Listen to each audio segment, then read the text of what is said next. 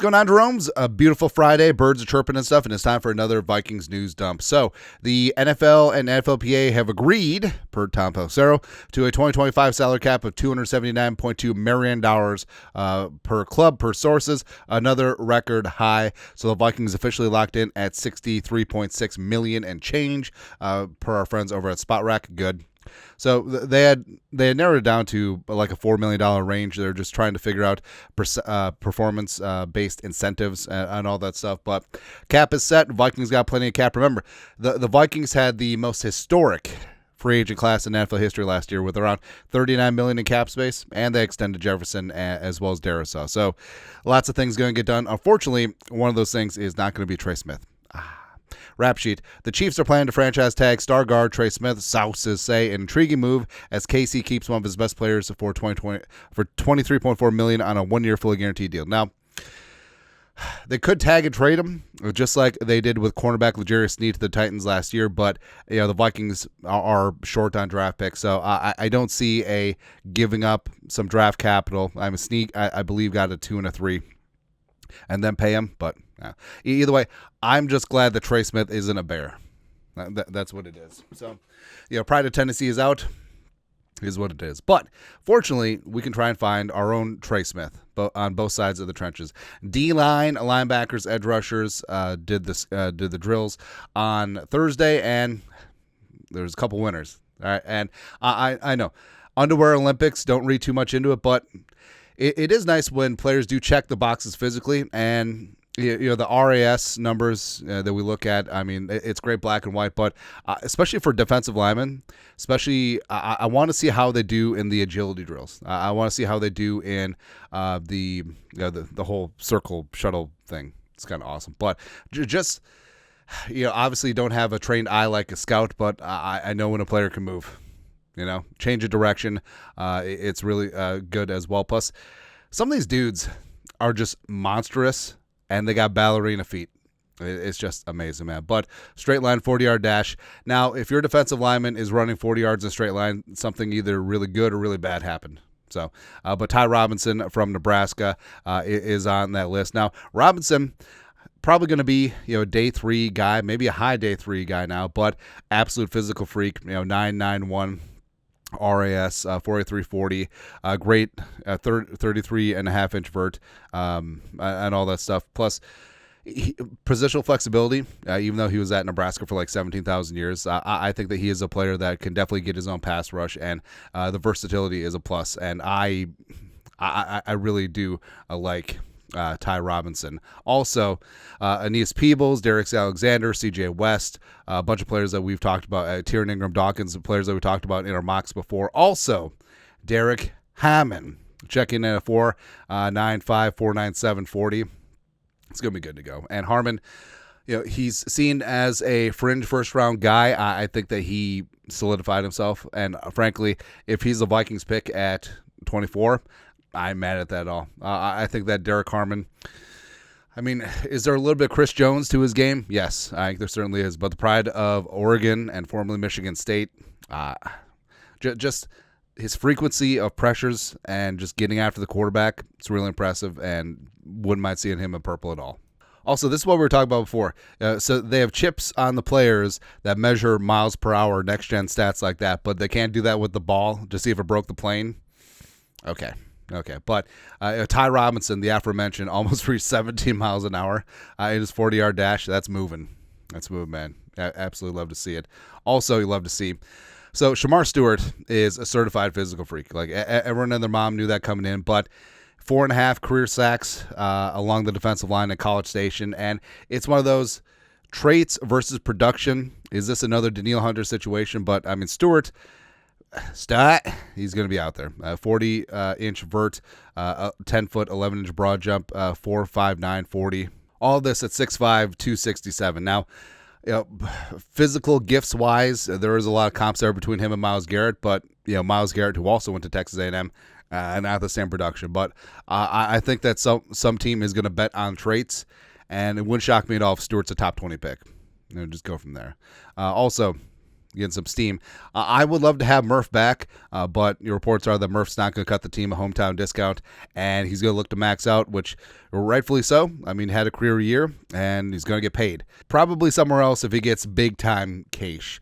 Pat Leonard, the beat writer for the Giants are poking around on the free agent cornerback market, including on the Vikings' Byron Murphy Jr., per source. They need a quarterback so badly, it's easy to forget their huge cornerback need. Travis Hunter's two-way ability, and Murph could help with overhaul. So the Giants sitting there chilling at the number 3 pick in the draft. I mean, that would be a good combo where you got Murph, you got Hunter playing a little bit of receiver as well. It'd be good to go. They don't have a quarterback, but they got corner back sutured up. But if Murph leaves, so be it. And the Vikings get that comp pick credit. It'll be good to go. A player who may return is Cam Bynum, Vikes fan page.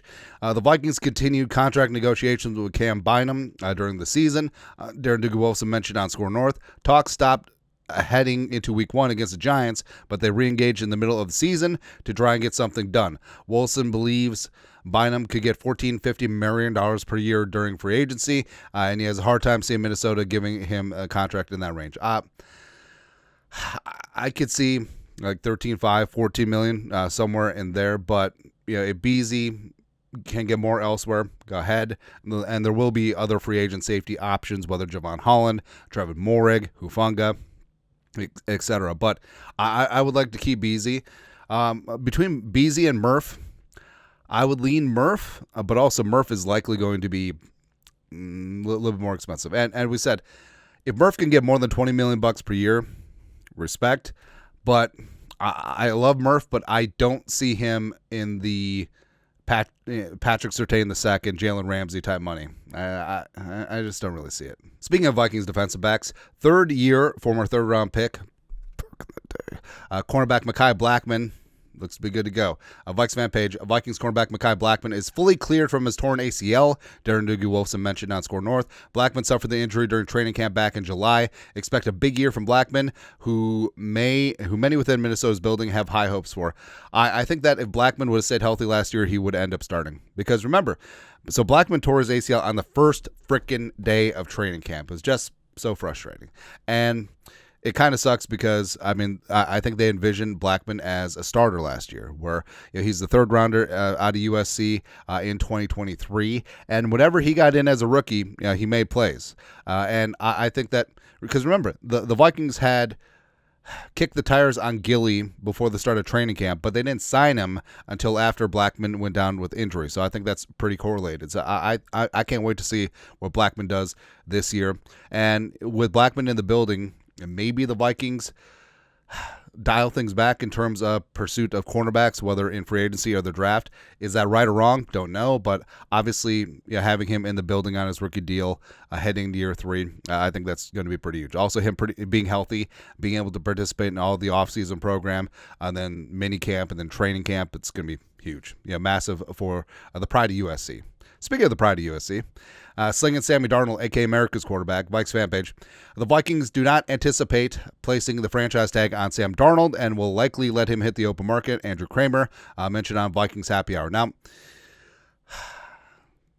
I think that's still probably the likely outcome. So before the combine, I was thinking it was like 90-10 that Darnold leaves versus the Vikings are able to tag and trade him, right? And now after the combine, during the combine, you have Pelissero, you have Rap Sheet really talking up the tag and trade angle for Sam Darnold.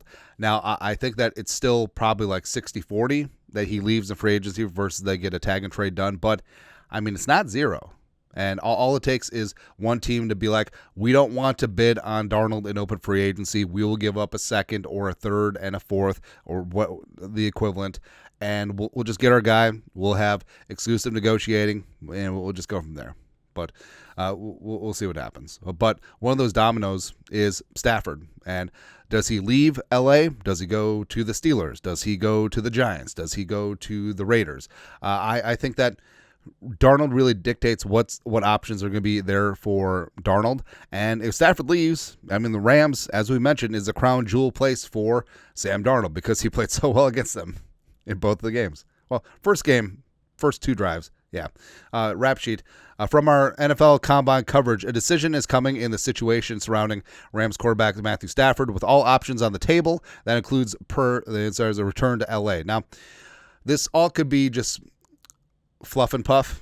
I mean, basically, it's just Stafford leveraging, trying to get the most money out of the Rams, certainly possible. And the Rams are potentially just having Stafford look, no one's going to pay you $50 million. Take our deal.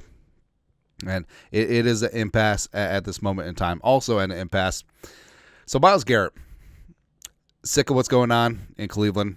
The whole carousel of quarterback, and it just doesn't seem like Stefanski's crew is close to winning anytime soon. And Myles Garrett, I mean, he's getting towards the wrong side of 30. A supreme talent, game wrecker, a future first ballot Hall of Famer.